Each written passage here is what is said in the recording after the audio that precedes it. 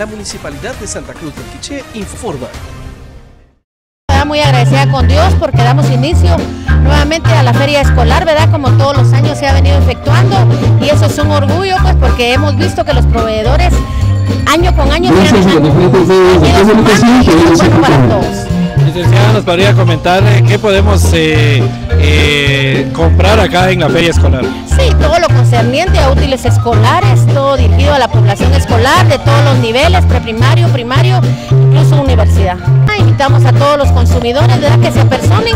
Hay precios muy accesibles, hay precios muy cómodos y sobre todo contribuir a la economía de todos los quichelenses. ¿Un mensaje para la población? Sí, invitarlos muy especialmente, ¿verdad? Invitarlos a que se acerquen día con día. Estamos hasta el día 20, como les repito, ¿verdad? Esto va dirigido a toda la población en general, a todos los estudiantes, y sean todos muy bienvenidos. Sí, se está inaugurando la Feria Escolar del Quiché, que va a durar del día de hoy al día 20, para que todas las personas que tengan la oportunidad quieran venir a comprar precios más cómodos. A través de Aviaco se pudo llevar a cabo esta actividad, y dentro de Guatemala vamos a tener 19 ferias escolares.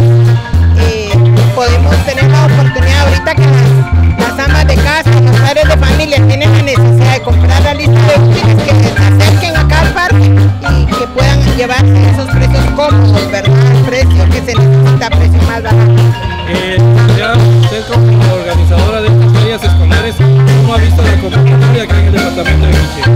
Pues veo de que las personas sí tienen interés de comprar precios más cómodos. Creo que la afluencia ya ahorita en la inauguración ya está bastante, la población ya está acá con nosotros comprando sus productos. Ese es el objetivo de las ferias de escolares, dar un precio menor a como están en las ventas particulares, y la gran ventaja es de que en un solo lugar el padre de familia puede encontrar todos los productos o insumos escolares que se le soliciten en los diferentes centros educativos, porque por ejemplo tenemos el caso que un padre de familia va a una librería, pero quizá o lamentablemente no está completo el producto que le solicitan en la librería, en el instituto.